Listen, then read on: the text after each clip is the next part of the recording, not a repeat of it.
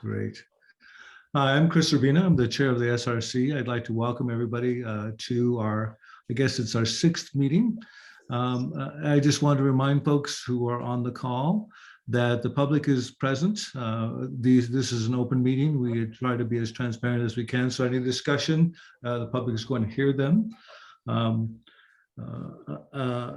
So they're not allowed to submit any questions or answers, but they have been commenting on the website itself. So I'd like to just at first, again, thank everybody for participating, and we'll jump right into our agenda. I'm going to start with a roll call of the members of the SRC. Again, my name is Chris Urbina. I'm a public health professional. So on the line, we have Ken and Hurd. Would you mind introducing yourself and then tell us what you do, and also say if you have any changes in your conflicts of interest? I have no change in my conflict of interest. Go ahead, Ken. I'm Ken Hurd. I'm a professor of emergency medicine at the University of Colorado School of Medicine, and I'm a medical toxicologist, and no conflicts of interest. Thank you, Ken. Greg, you're next. Greg Kinney, research assistant professor of epidemiology at Colorado School of Public Health, and I have no conflict. Thanks, Greg. Paula Riggs, please introduce yourself. Conflict of interest. Yes, no conflicts of interest. And hello, everyone. I'm vice chair of the Department of Psychiatry, Faculty Affairs, as well as the director of the Division of Addiction Science, Prevention, and Treatment. Great. Okay. Next, I have Susan Calcaterra on the line. Introduce yourself and any conflicts of interest, Susan. Hi, Susan Calcaterra, addiction medicine doctor and hospitalist at the University of Colorado. I have no conflicts of interest. Great. Archana, you're next. I am Archana Shrestha. I'm associate professor in the Department of Neurology, and I've got no conflicts of interest. Great. Thank you, everybody on the SRC. Did I miss anybody? Great. John, can I ask you to just introduce the team, research team, and the folks that are on the line? Sure. So John Samet, Dean of the Colorado School of Public Health and lead on the project. And let me go down my screen here. So Louis. Hi, I'm Louis Leslie. I'm one of the methodologists working with the review. Tianjin. Hi, Tianjin Li, epidemiologist, associate professor in the School of Medicine, part of the systematic review evidence synthesis team. Sam. Hi, Sam Wong, pediatric emergency medicine and medical toxicologist on campus in subject area expertise. Rosa. I am Rosa Lawrence. I am a research assistant on the review team. Okay, and Bobby, you're on, so introduce yourself if you're there. Hi, I'm Bobby Ortega. I'm the assistant to Dean Samet. And let's say Greg. Greg Tung, faculty in Colorado School of Public Health. I'm on the administrative core for this project. Nilu. Hi, I'm Nilu. I'm Dean Samet's research assistant. And keeping us organized. And let's say, did I miss anybody? And let's see, Chris David has joined us. Okay, great. Hi, David. Welcome. David, just introduce himself and see if you tell us if you had any conflict of interest, please. David Brumbaugh, pediatric gastroenterology, chief medical officer, Children's Hospital. No conflicts.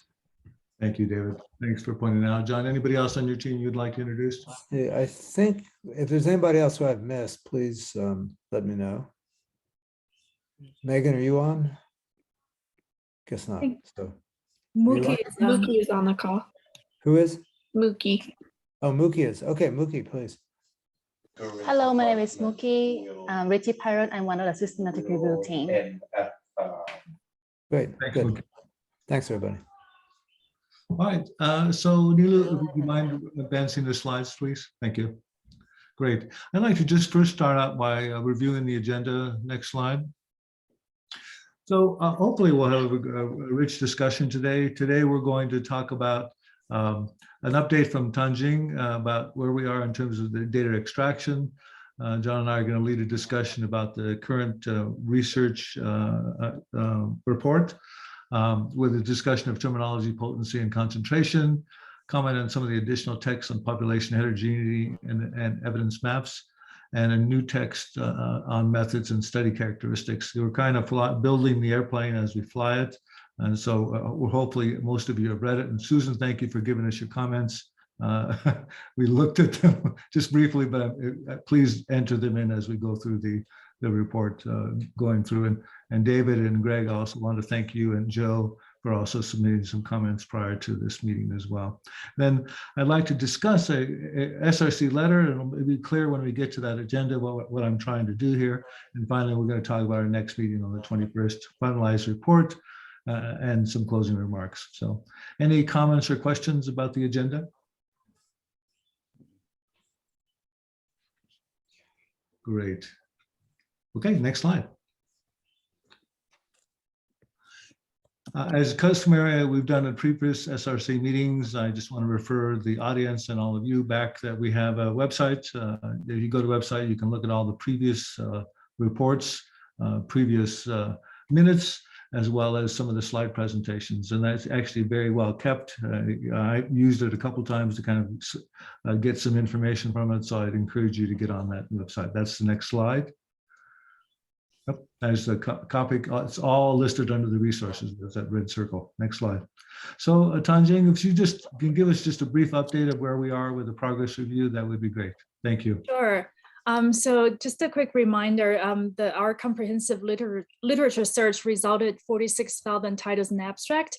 From there, we included 489 observational studies and randomized trials. We parked another 264 systematic reviews, case reports, and case series. We have finished data extraction of the study characteristics from all those 489 studies, and you should have seen a table with the characteristics tabulating of all these studies. Since last meeting, we have gone ahead and started extracting the data from those 489, detailed information about the exposures and outcomes and any associations that may have been reported in those reports. And as of today, our student workers have reviewed 145 of those 489, and 75 of those 145 have been verified by one of our methodologists. So as you can imagine, this is getting very critical information, looking at the results, association, if there's anything reported between the concentration and the health outcomes. So we're doing a full verification of those 489 studies with regard to the exposure outcomes and association information. So that's where we are. So Tanjing, we're going to continue to do this until you get all of 489, is that correct? Yes, we anticipate we will need at least another couple of weeks to get this done. Again, you know, we're doing full verification just because of the importance of having very accurate data on the exposure outcomes and association. Great, thank you. Any questions for Tanjing regarding where we are in the data extraction process?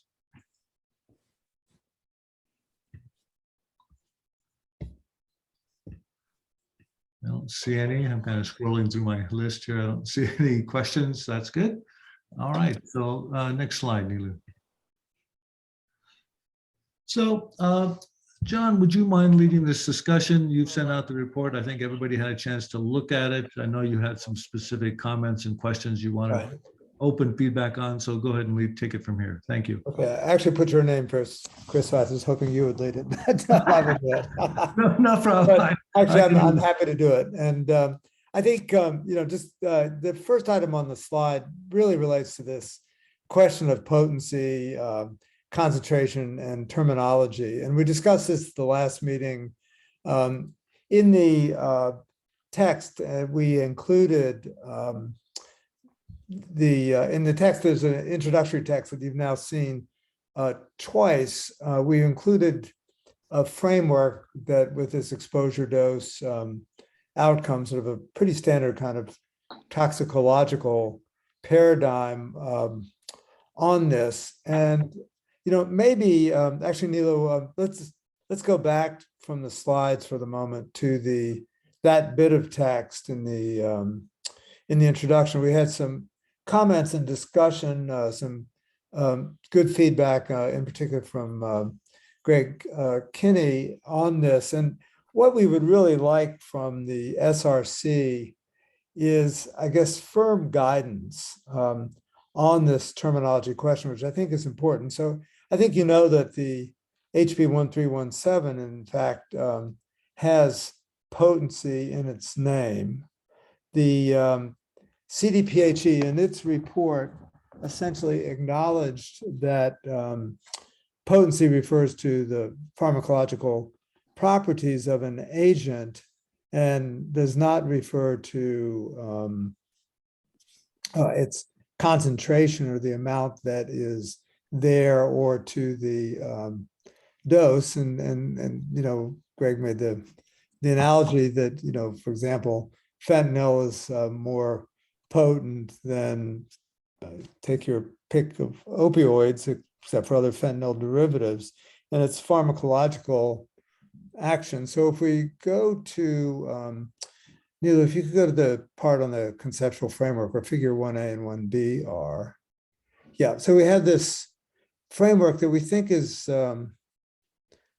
important for how we frame the discussion and the language that we use. So yeah, so this is it. And if you'll remember, there's this very simple and standard exposure dose risk thing, which is something, for example, in work I do on the environment that is sort of ingrained in thinking about chemicals and other agents.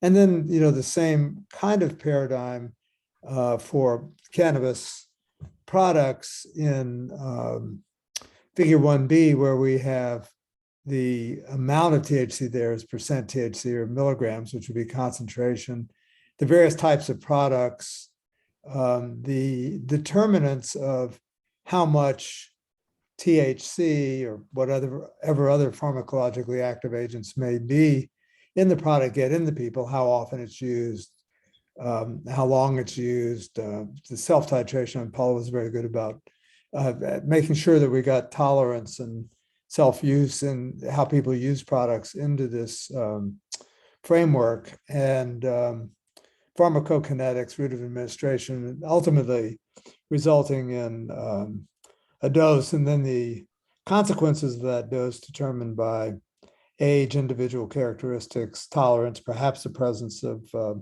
cannabinoids, and ultimately resulting in some sort of outcome, whether adverse or beneficial. And the language we had used in the text sort of based, I guess, on the name of the bill and what CDPHE had done before was to say, okay, potency as used in the bill and as used in the CDPHE and subsequently the Massachusetts report following on CDPHE essentially misuses terminology.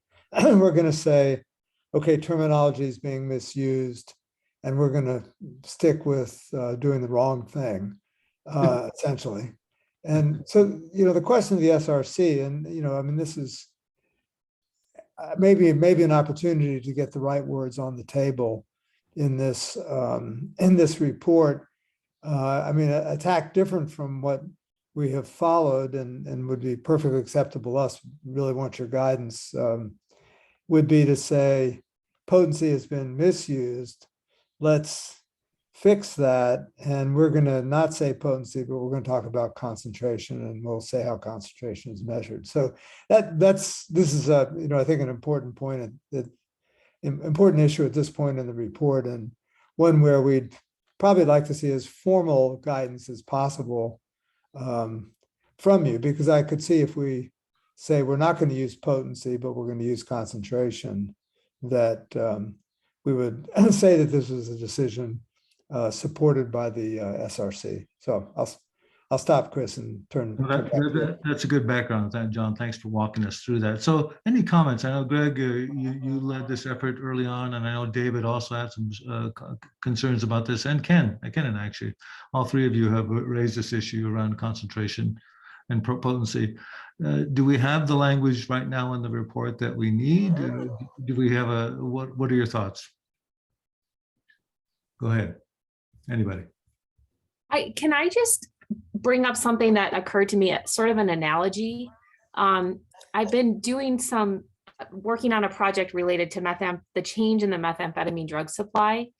And there's a methamphetamine evaluation system, and they look at two aspects of methamphetamine. They look at both potency and purity. And they mean, from what I can, and I know Kenan would probably understand this a lot better than I do, or the other toxicologists, but from what I understand, they mean different things, and they're both considered when you think about the harms of that substance. And so I'm wondering if the analogy here is purity relates to the percentage of THC. Potency is the sort of what was mentioned previously, like how the affinity of that product to the receptor.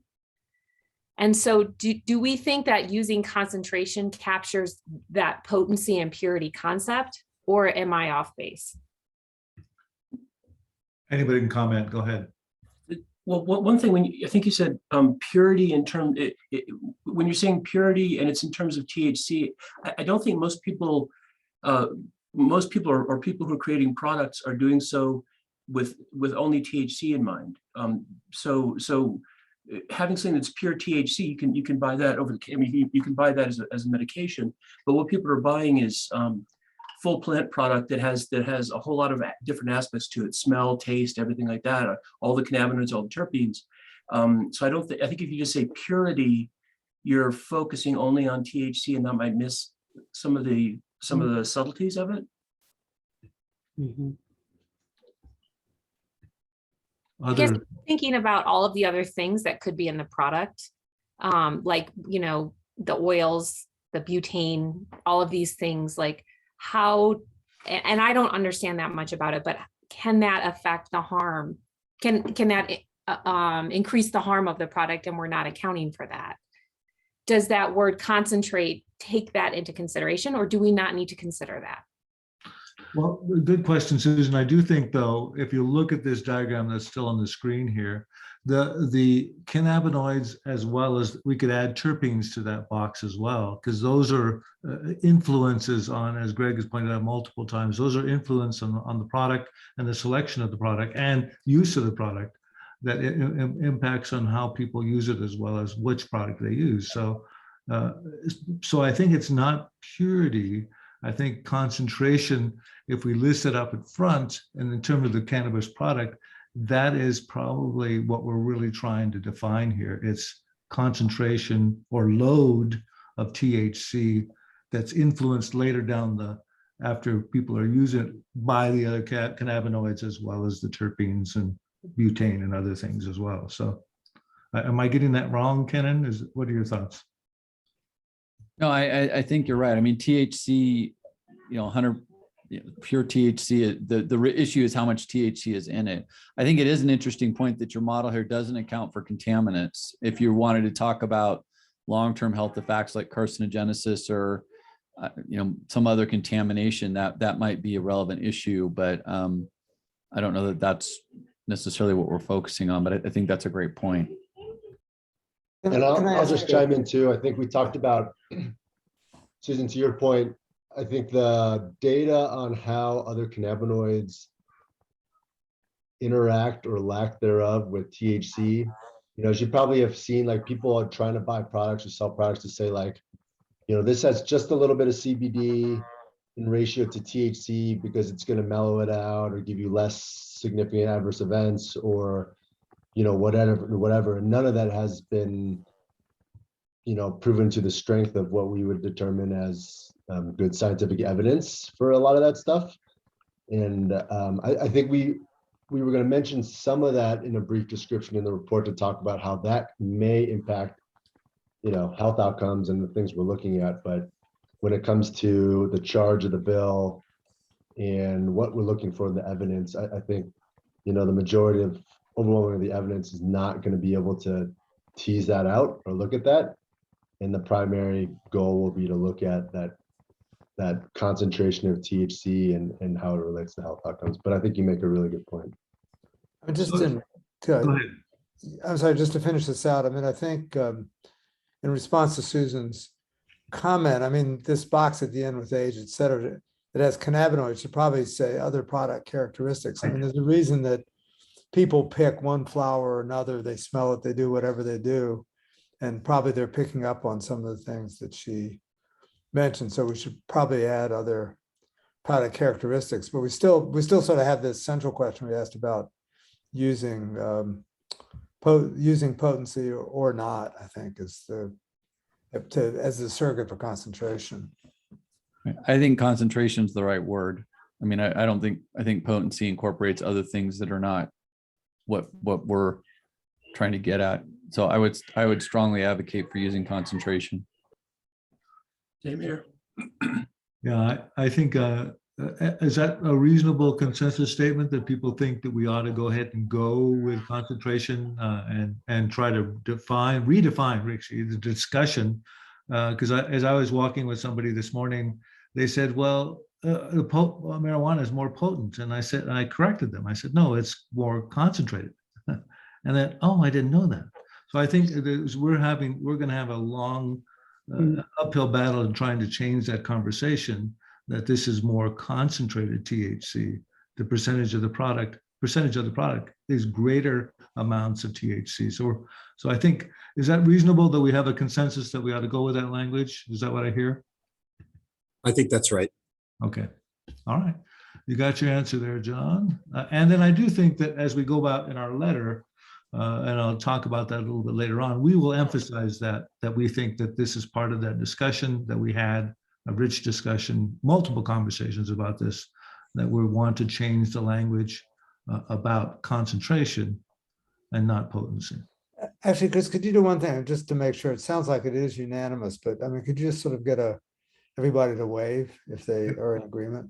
So can everybody raise your hand if you agree with that concentration? So I'm kind of have to scroll down here. Anybody opposed?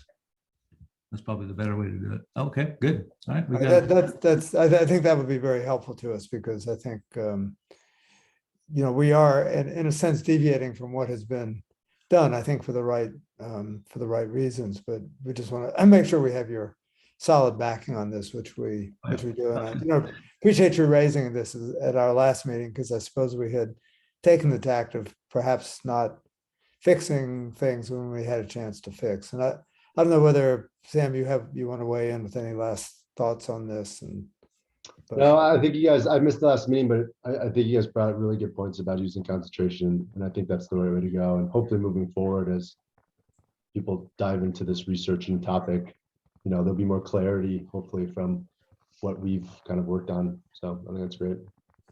I also don't want to, John, before we leave that, I just want to not lose Kennan's comment about contaminants, because there is that risk if we put cannabinoids, terpenes, and potential contaminants in that last box, because before we do health effects, I think that would be useful adding that to that.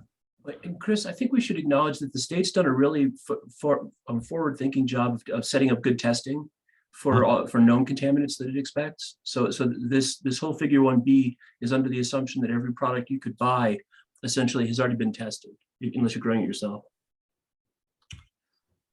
Yeah. Yes, I do think that I guess I think that nothing is absolute, and I think it's worthwhile including that comment, but people may disagree with that. So, I mean, the other thing, and maybe Ken and some others can comment on this. I mean, if you heat an organic substance, you get a lot of stuff. I mean, and that's far different from the content. So, we sort of haven't gone there. Should we be acknowledging that, I mean, carcinogens are going to be generated. Formaldehyde is going to be generated. I mean, depending on what you do and what you heat and how you do it. But we haven't sort of talked in general about emissions of all the different product emissions that could be generated. Maybe that's a sort of a mention, just so people realize we're not forgetting about that, and just be welcome thoughts in the SRC.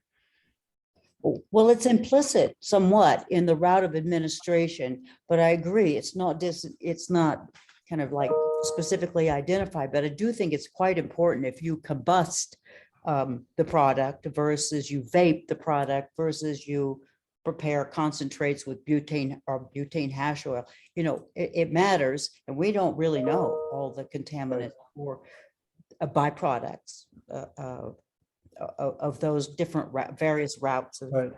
Yeah. I mean, actually, I don't know if anybody's, I mean, this is be a great opportunity to do some metabolomics, and I don't know if there's studies out there, if anybody's aware of it. I mean, I'm not sure we've encountered anything yet, but that could be an interesting research direction to just see what shows up in people after they use these different products. Another future research question, so for sure. Okay, John, do you want to talk about the second comment? Yeah, the second comment was just a quick look. We had added a paragraph on to get at the issue, which we had really omitted, I think, mistakenly from our prior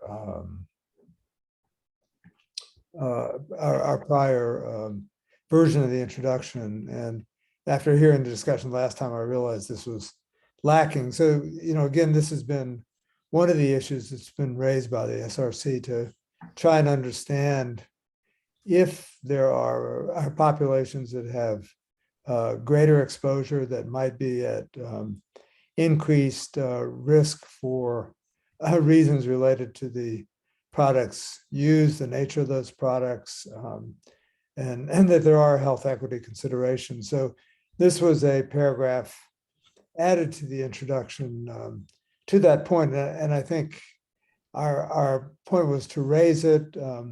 I think we've showed you in the list of study characteristics already that the majority of the studies, unfortunately, have very little information about the population that's under investigation. But this was some generic text to highlight that this general issue, and would welcome your thoughts on this and whether you think there are important references on this topic that we should include. I mean, we certainly have access to plenty of material on health equity and inequities generally, but we've added this in to take this point into account, and one that I think we'll return to when we discuss the findings. The only comment I had, and I put this in my track changes version, but I would avoid using the word marijuana and stick with the word cannabis throughout, especially in this paragraph, given the history of that term. And I know that within the bill, they use the word marijuana, and we probably can't edit that, but certainly in our documentation. Okay. And Jonathan, if I could add, one thing that's not captured here in terms of groups with greater or lesser exposure are those individuals who have medical marijuana licenses and may use multiple times per day for whatever a medical indication is. And I don't know if the demographics of medical marijuana users are different from the demographics of the general population, but we might want to put that on our kind of our wall here, because they certainly have different level of exposure to product and high potency of products, or sorry, concentration. So does that become another category, Paula, of users within the I think it does. I kept looking back and wondering, did I miss something previously? But I couldn't find anything in the kind of the charge to the committee that kind of like looks at the medical marijuana side of the house or the recreational quote unquote side of the house. But I think there are pretty important differences when you're looking at benefits versus adverse effects and probably exposure and concentration. I think we have to put it up on the map somewhere. I think it's certainly we didn't include it in any of the characteristics. If you look, I look back at that table and tried to look at health equity and race and gender and rural and urban, and it wasn't one of the characteristics that we listed: use of quote medical marijuana versus adult or retail use. Well, it certainly is a group that has different kind of exposure based on the grouping than non-medical marijuana users. I hear you. There's a third side to that house too, which is people who are buying it at dispensaries, that they're either growing it themselves or they have someone who's growing it with them in an untested way. So you might increase disparities by not going through the testing process that we do for the stuff that's sold through dispensaries. Good point, Greg. And that's what I was referring to when I made my comment earlier about potential contamination, because I think not everything is tested, and people are using very high concentrated forms of THC, and it's not tested because they're growing it themselves and producing it themselves. So, do we have data anywhere on the characteristics of those who are using medical marijuana? Now I'm saying marijuana, but in any case, Products. anybody aware of any? We have labeled broadly, we've labeled them either for medical use or not. So we were kind of roughly tracking that. We're tracking yeah.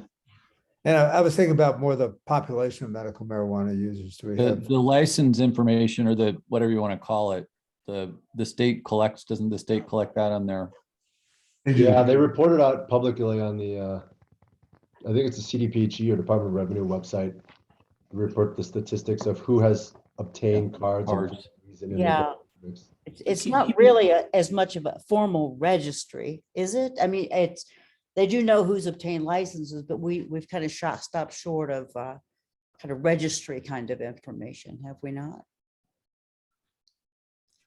Well, and people choose to have licenses for different reasons, right? And to choose not to be on lists for the similar reasons. I think early on the accepted use, legal use was only through that medical license, and now obviously many of the people who had previous medical licenses became adult or retail users because they no longer needed to have that medical license. So it's a very gray area. Except many did not convert because the taxes and the expense. Sure. Good point. Yeah. Tanjin, go ahead. Just from the included studies, I don't think many of them actually reported the study participants how many of them are who have the medical usage license. And also for the studies, some of them are testing for medical use, and it could just be healthy participants or any individuals with some conditions. They may or may not have the license. So let's at this point, I think it's important to bring, thank you for bringing it up, Paul. I think we might have to have a very general statement in that introductory remarks and about that population in terms of people who have using it for therapeutic reasons. But I think it's important going forward. It maybe is a question that we could add to some of the research or recommendations that we look more carefully at that individual population. So. Because they're different, you're right. They have different tolerances, different use pattern, different concentration patterns for sure. Yeah, I think this section needs another paragraph after hearing this discussion. And yeah. Thanks for bringing it up. Okay, John, the final point that you had a comment. The final point we had a comment. I think we've added some additional text, Neela. That would be where we added just again filling out. I think it's probably higher up where we talk about systematic review and added in some introductory text on what constitutes about evidence maps. And again, just sort of regarding this material as largely stage setting. Let's see.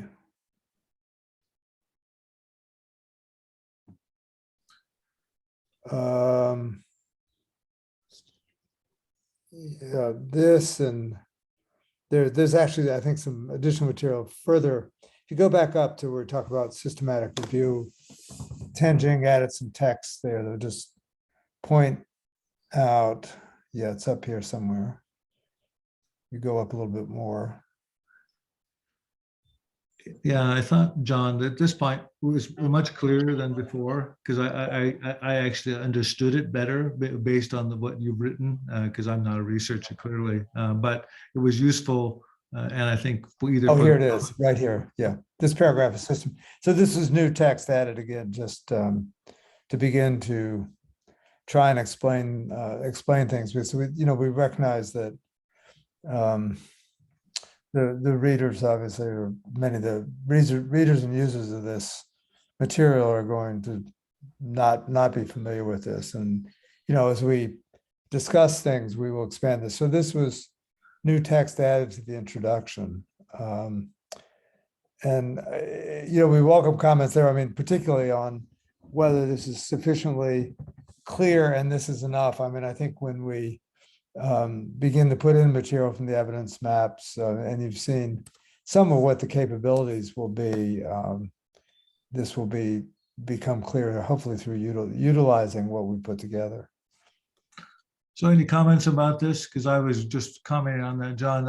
I think this is better. And I don't know if there's a perfect answer to this, but I think obviously words become important, and you can't expect a legislator or even a country public health person like myself to understand the full scope of this research, but it's useful to do this. Any other comments about it?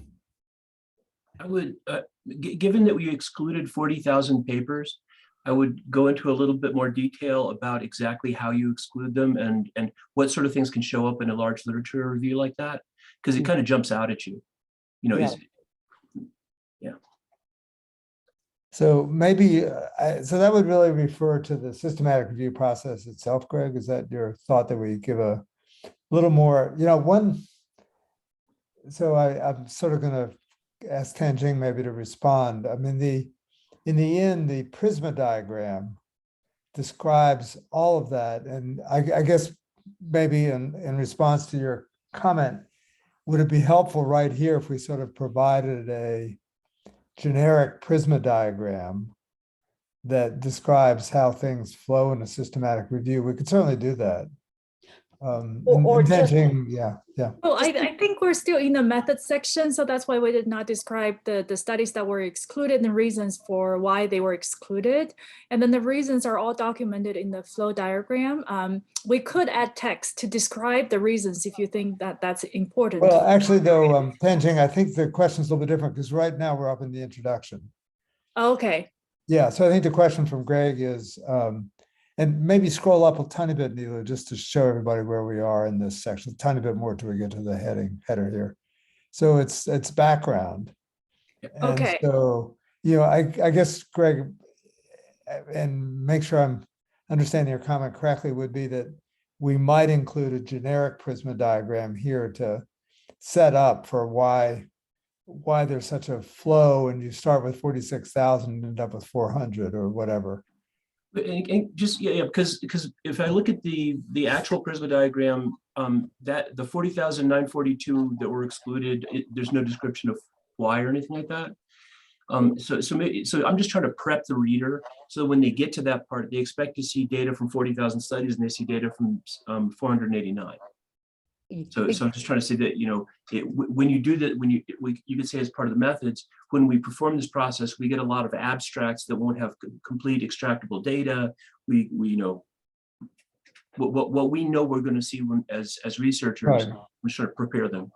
Yeah. To simply describe briefly the bar of evidence that gets you across the threshold and the bar of evidence and quality of the paper that gets you across the threshold to the 400 from the 40,000.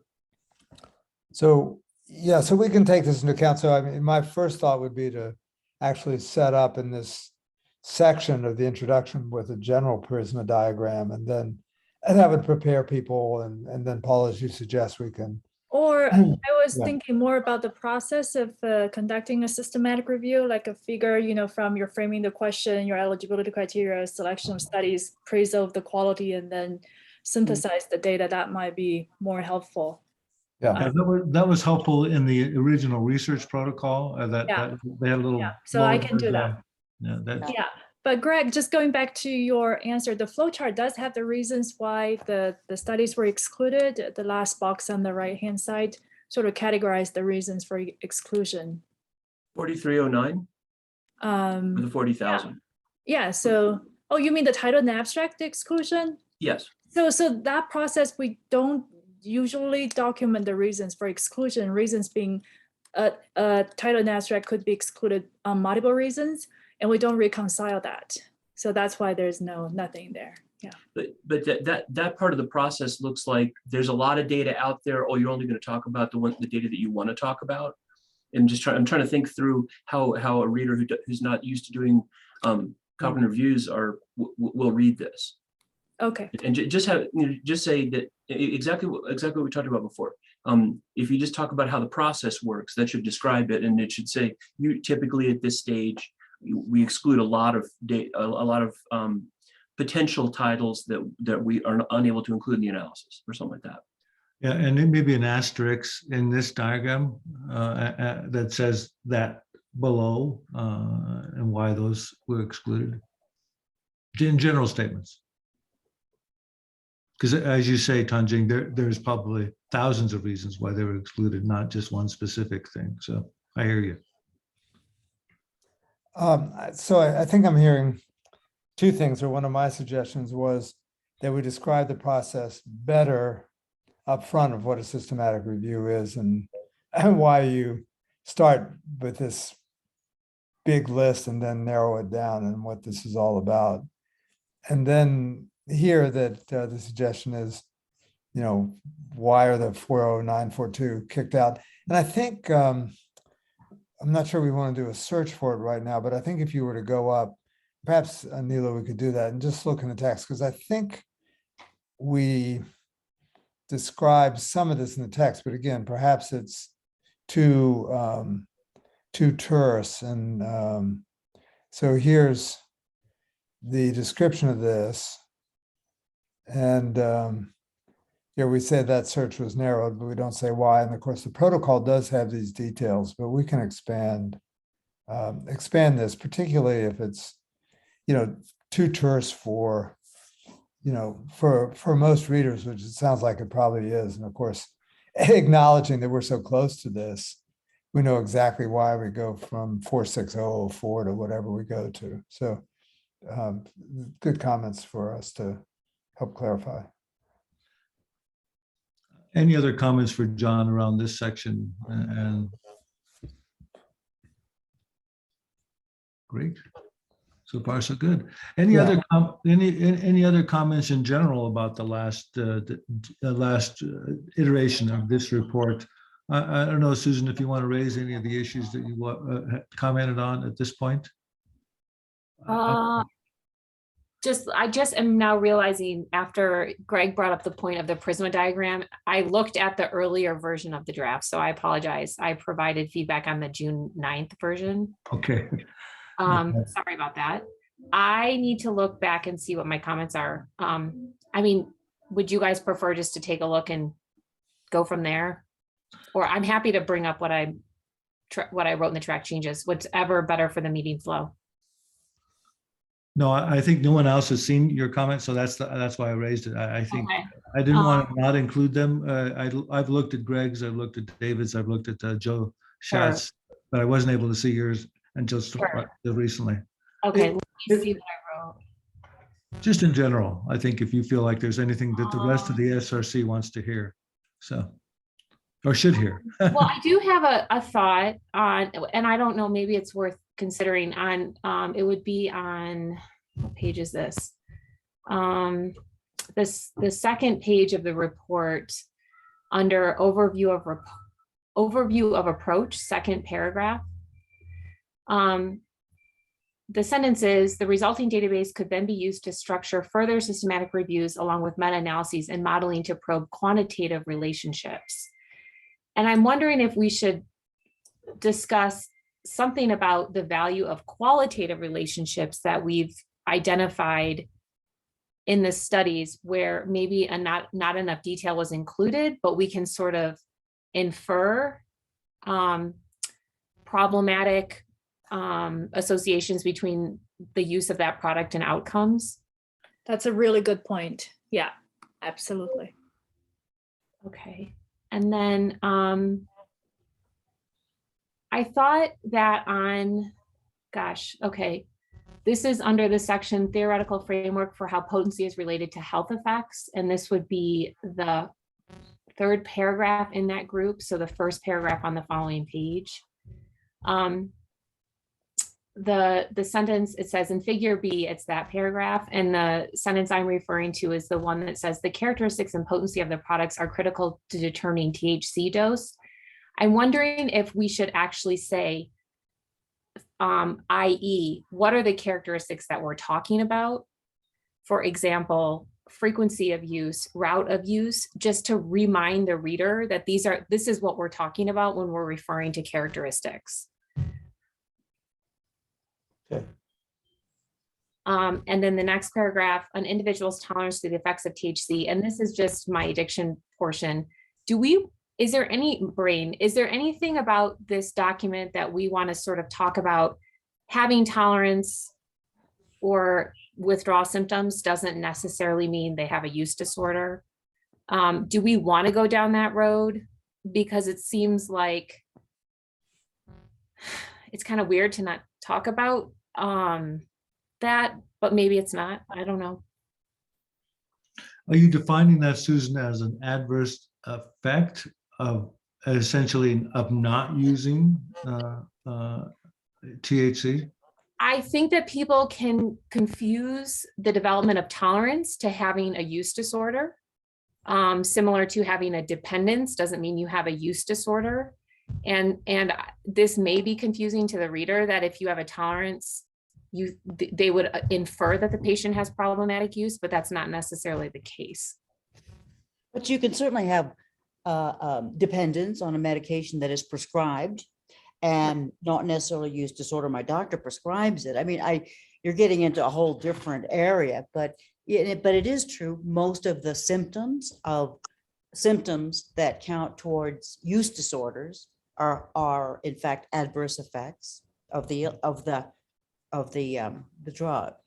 And Paul, as an epi person who's trying to measure this in populations, everybody who's a medical user shows up on Acuted as having problems because of the way that they have to answer the questions in order to be therapeutically using the product.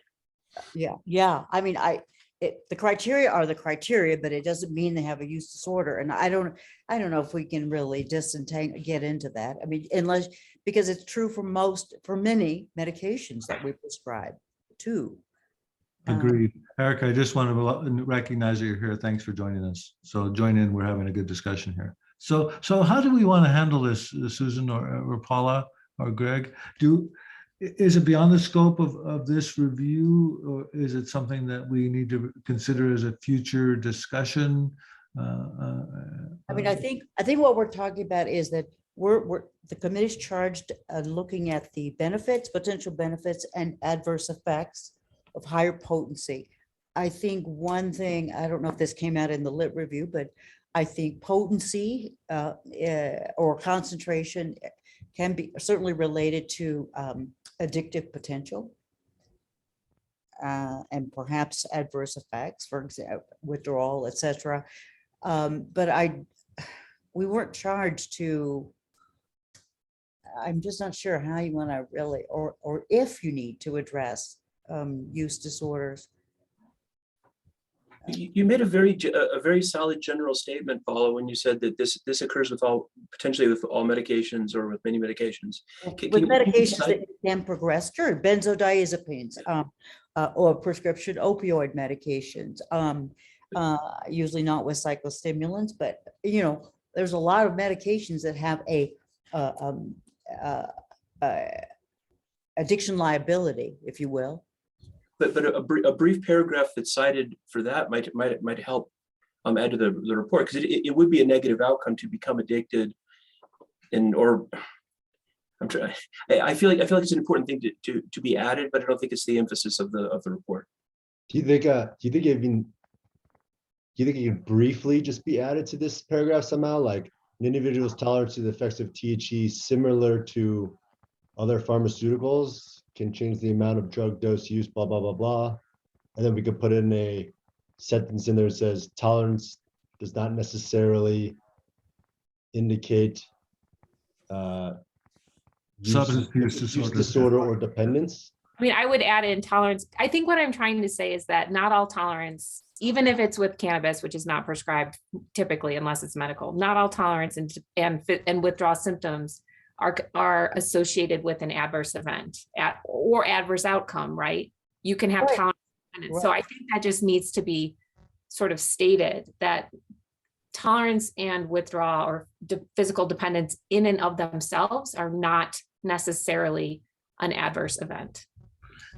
I guess the challenge I see is that we're talking about results here, and we really haven't gotten to that section of the report. Okay. Unless you feel like we should to have that discussion early on to inform the reader, but I don't want to lose the thought. And let's, John, can you just at least give this a try to put that in? Well, yeah, I guess I'm sort of looking at this from 2 points of view. I mean, there are many fields that I've sort of crossed paths in where this question of defining what is an adverse event actually becomes, very challenging, but sometimes quite important in some legal regulatory structures. I mean, and I will say, air pollution, which I work on a lot, there's been a 3-decade controversy about what constitutes an adverse effect of air pollution. And if somebody's lung function is measured by the standard breathing test drops briefly and not so much and comes back up, is that an adverse effect? Just an example. And it seems to me, since we have, I mean, I think in a way this is sort of one of those proverbial Pandora's boxes. I mean, if we, from this one specific, i.e. tolerance is not equal use disorder, then comes the question more generally about how we would classify consequences identified in the literature review associations as representing adverse in quotes or beneficial in quotes. So there's, I think, both the specific issue related to tolerance and perhaps a more general one. Well, I'm not sure you need to necessarily, I don't know, Susan, what do you think about this? But drill down on just tolerance. There are many medications and substances that have abuse liability potential, a potential for abuse liability. And oftentimes, I mean, even we're talking about the medical side of the house where you prescribe medications, they have an abuse liability, and that if the benefit outweighs, I mean, the risk that to control pain, you're probably going to make someone dependent on some medications, but the risk and the benefit, if it's, you weigh that, it doesn't mean, I don't know, is tolerance the thing that we want to focus on here, or abuse liability, or I mean, certainly it has an addictive potential. And if we're not distinguishing recreational side of the house, we can't just not say there's no potential for addiction. There's an abuse liability. So I think that the points are very important, and we need to capture it somewhere. The question is, do we capture it as in a discussion around benefit and adverse effects? Because to me, obviously, using an appropriate medication, there's substantial therapeutic benefit for that. And I think people would say that's true for THC in whatever condition they're using it for. Go ahead. Sorry, I apologize, I didn't mean to interrupt. Is it also important to characterize this as I think Sam had made the comment of saying a pharmaceutical, and if we're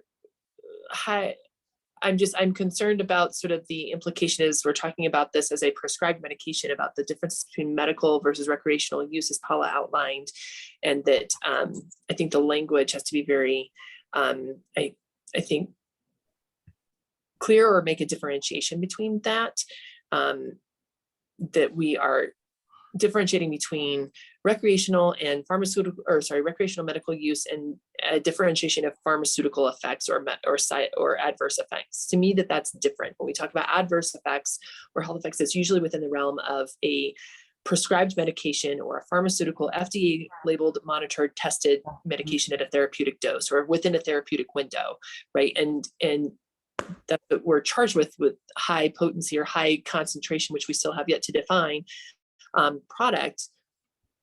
I think we need to make sure that we're very careful in that definition of this is something that's being a medical versus a recreational use. Well, I'm not sure that distinction, the medical or recreational side of the house. I do think relevant to the scope of this lit review, and I'm not sure we captured it in the lit review, that is the higher the concentration should be of a substance that has any abuse liability. I think there's literature out there, certainly, and I'm not sure we captured it, the higher the potency or higher the concentration, the greater is the addiction potential to progress to a use disorder. And I think that's pretty solidly out there. And that's, so in other words, what are the risks or adverse effect or risks associated with higher potency? There's a higher potential for addiction or progression to a use disorder. I think that needs to be probably said and captured in the literature, substantiated in the literature, that is a potential adverse effect of of potency, related to potency. And that is in the scope of. I think it goes in that second paragraph or in that third paragraph, because if you look at the title of that section, it's theoretical framework for how potency, we're going to replace that with concentration, right, is related to health effects. So I think that goes there where you say, higher potency leads to development of tolerance. Higher potency leads to development of dependence. Those two things in and of themselves are not necessarily an adverse effect. Those things in themselves are not necessarily an adverse effect, but I think what you're stopping short of is the greater the concentration, the higher is the potential for developing a use disorder. That's right. Yeah, I think yeah. But even though tolerance and is not in itself constitute a use disorder, potency is related to addiction. Higher. Yes, all of that's true. Yeah. So let me see if I can get some consensus here. And Erica, just for the sake of our public audience here, would you mind introducing yourself and saying if you have any conflict updated interest, please? Yes, I apologize. My name is Erica Wymore. I'm an attending neonatologist at Children's Hospital of Colorado, University of Colorado School of Medicine on faculty, and study the effects of perinatal marijuana exposure. And I have no conflicts of interest. Thank you. So just for the sake of getting input on the report itself, I sense that we need to, you heard some language here, John, about introducing the issue around tolerance and potential here. But I think also I hear that we have to, when we talk about the outcomes of that we need to address this again in terms of the potential for tolerance, dependence, and substance use disorder in both sections. Is that a reasonable summary of what Susan and Paul are saying? I think so. I want to ask Sam, as sort of the person who will probably be asked to help write some of this. What are your thoughts? And I guess the question I would pose is, do we have, in a sense, an authoritative conclusion that says the higher the concentration, I understand, why we would say greater the abuse liability, but are we there that also greater risk for a use disorder? So that may be really where we are. I mean, I almost feel like, to be honest with you, putting some of that information in this paragraph is putting a little bit of the horse before the cart when we're charged to determine if that's even the case. That's right, Sam. I think we have to, so that's part of our lit review, and in the purview of the lit review, and if that finding is supported, that we have to determine that is. Not saying it a priori, but that is in that's part of the lit review, that is it or isn't it? Yeah. Okay, that's fine. I mean, I think we're in the same place on this, but I think going back to where the conversation started, I mean, I think there was a general point that the greater the exposure, the more likelihood in general of, I mean, I'll think of my favorite addicting substance, well, non-favorite, nicotine.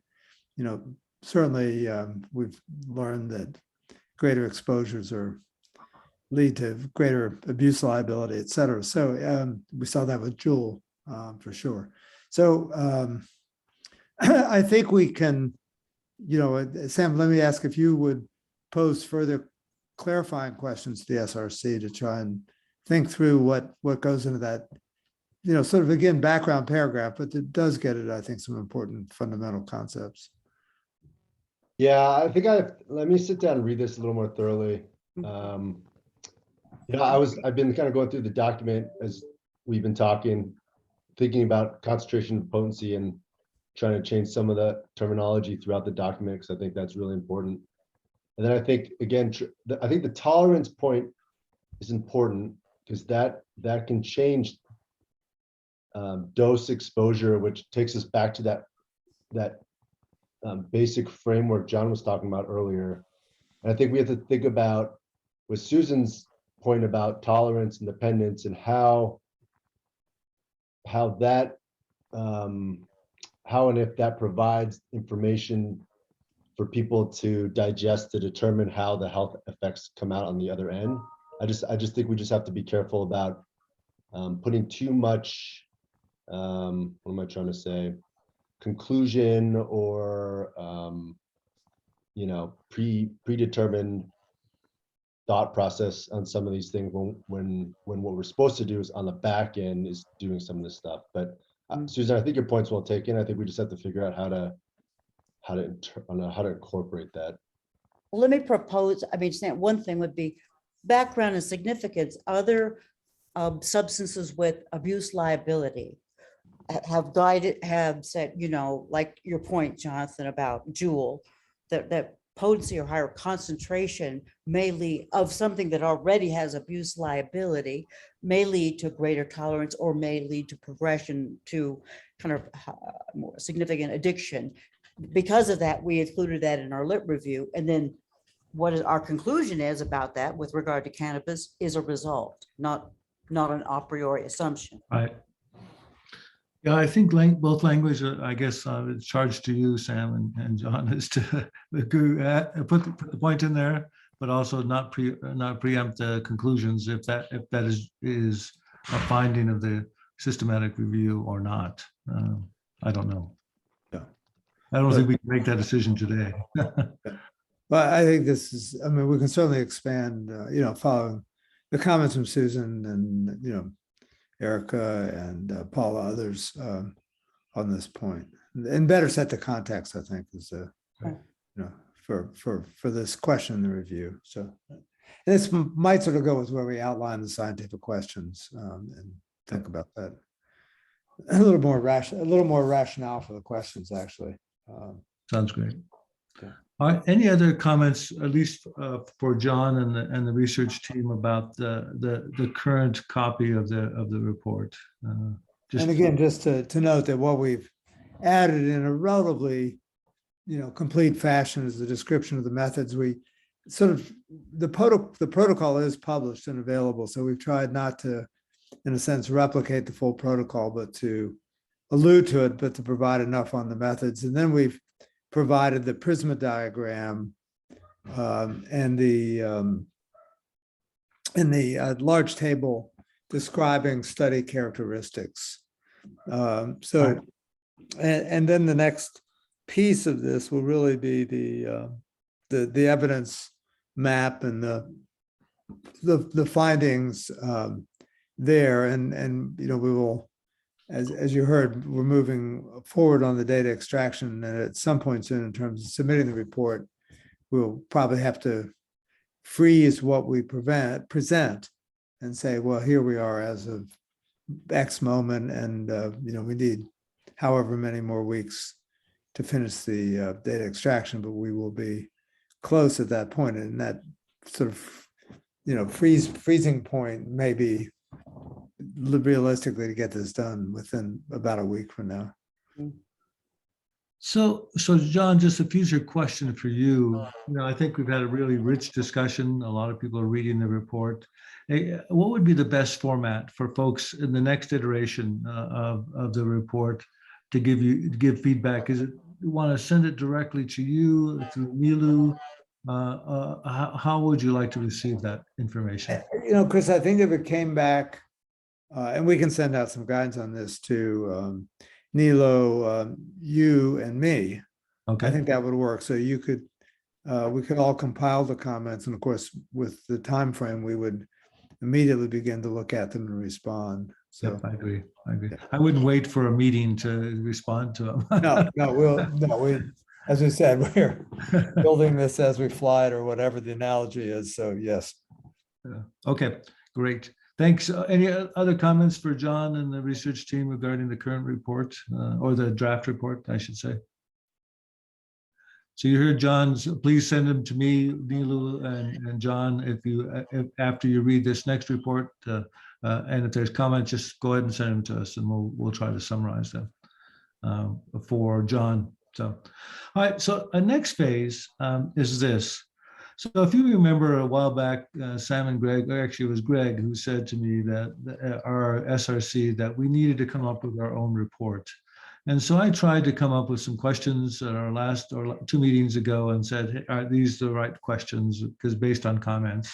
So I think we're at a point where what I'd like to propose to the SRC is we write a letter that would accompany the report, because we're looking at the report, we're making comments on the report, and that we pull out things that we really want to say to the legislature, that we said to the John and the research team that these are important points, they've incorporated our feedback, but we want to pull out a couple of statements. And the best statement that I can come about is this definition of concentration and potency.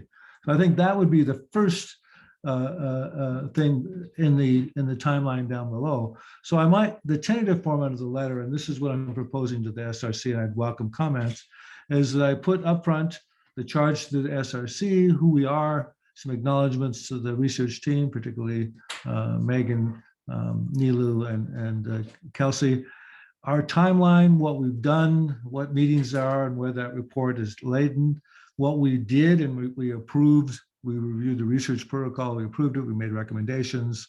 We had preliminary data extraction that we reviewed, and we commented on the final report. That's basically what we did as the SRC.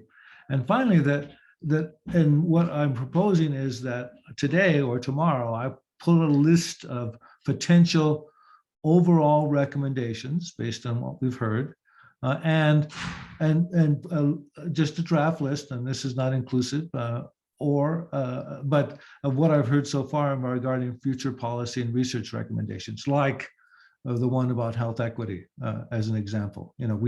We were very concerned about exposure to children and adolescents, to pregnant women, to people that of color. We were very concerned about issues. Now I've heard from this group here that we need to focus on folks that are chronic users, people who are using it for therapeutic benefit. So those are examples of policies and recommendations that I would put in this letter that we could then, at least while John is putting together their report, and there may be overlap, at least we would have some sort of discussion, and we do this through a Google document or something like that, to say, this is our report, we agree with the findings, and we want to emphasize these important points, or we disagree if we do disagree about issues that are going to be in the report. Is that making sense to folks, what I'm proposing here? Ken, you have your hand up. Go ahead. Chris, are you thinking things like we would say, the overall evidence of utility for this is strong for this or weak for this, and based on the potential for adverse events appears high for this or low for this, and that ultimately, we should or should not, the legislature should or should not consider changing the availability or access to it? Would it be something that strong, or? Sure, we can do it. We could make any point we could justify, Ken, or we can raise that question. Yeah, I think that would be something I would include if the SRC felt that was necessary to say. So. And John or Chris, was there also, I think, in that document that you had, as far as the tentative format or some of the questions that have been proposed and shared, was there also the possibility of including the limitations and the challenges with the literature review and the challenges with the documentation in studies, as well as definitions of potency and how to quantify potency, and therefore there are significant gaps in the available literature to really assess these things adequately as far as adverse events or consequences of high potency exposure? Yep, that's exactly right. But I know that, and in fact, that's going to be part of the results and analysis that John is going to put together in the report. I mean, I think we're going to duplicate the key items like that and raise questions like what Ken has raised. So we could do both.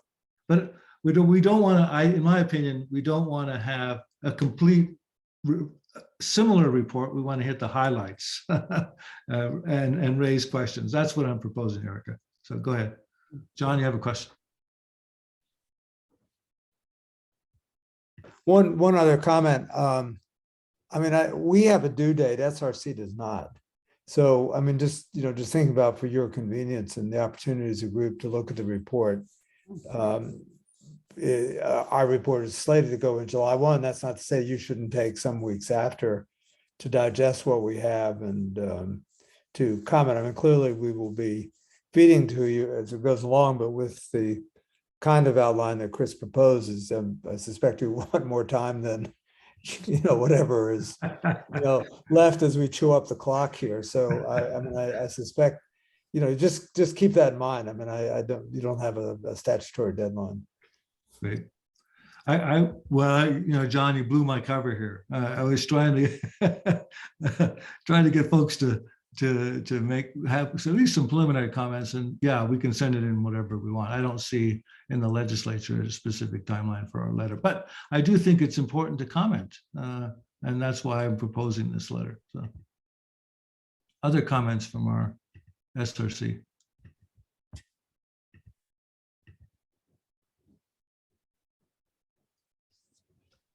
Paula, David?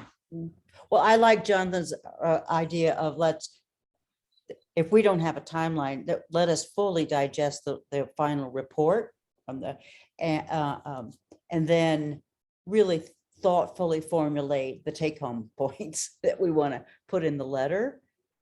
I think that'd be a more thoughtful, less rushed process. That would be my suggestion. So not try to do that before the end of June. Other folks. But I don't know what others think. That'd be. I'm open.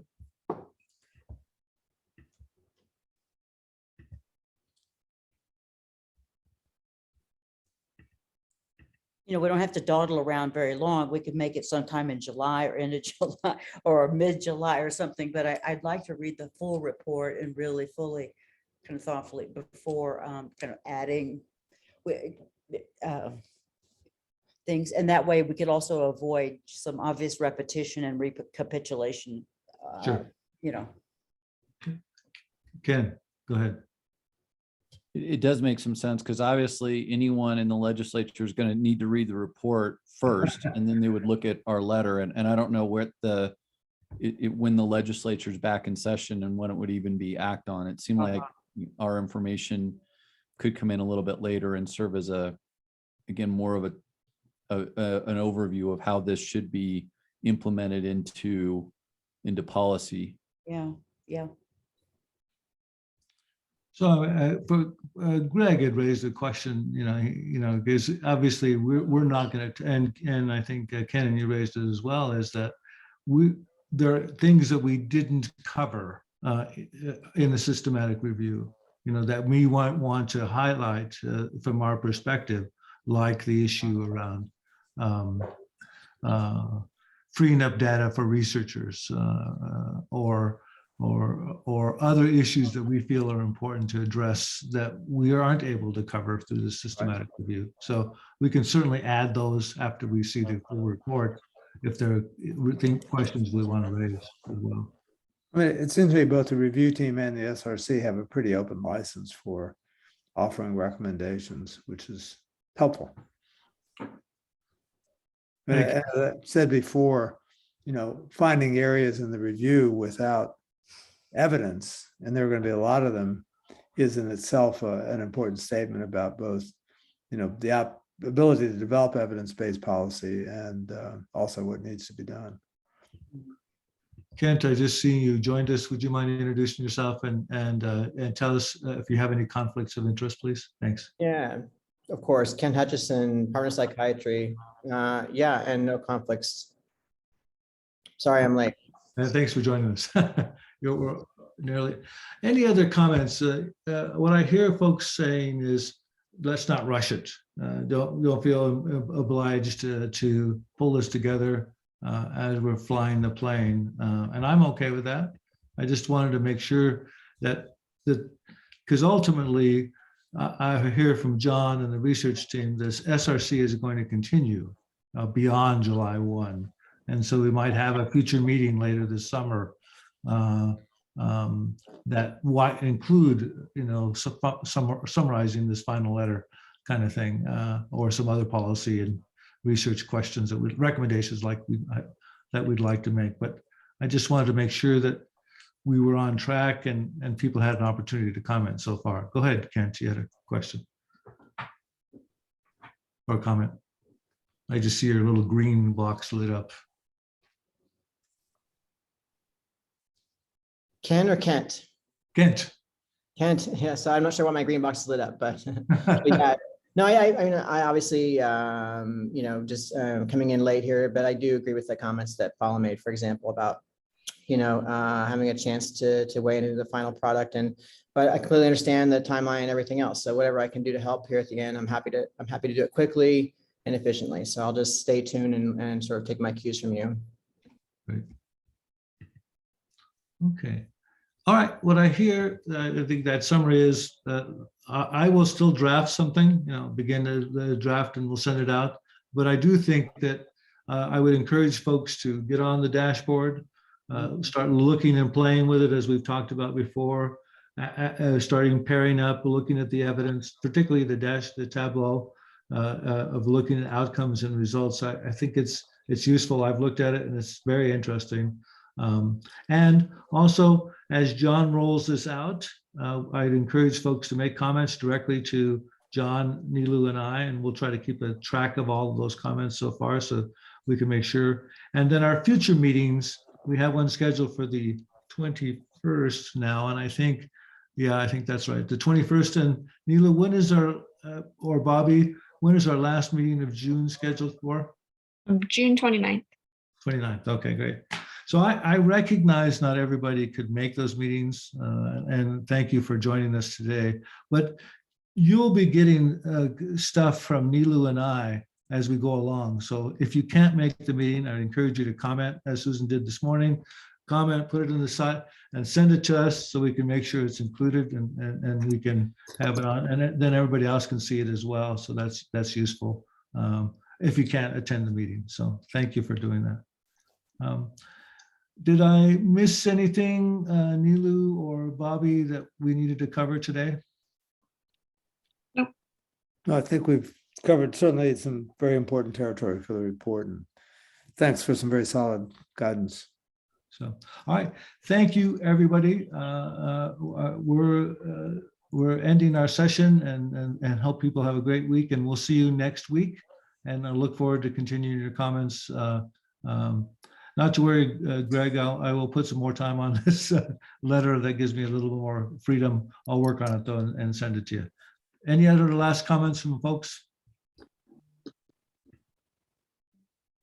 All right. Have a great week. Thanks, We're Larry. done. Thank you.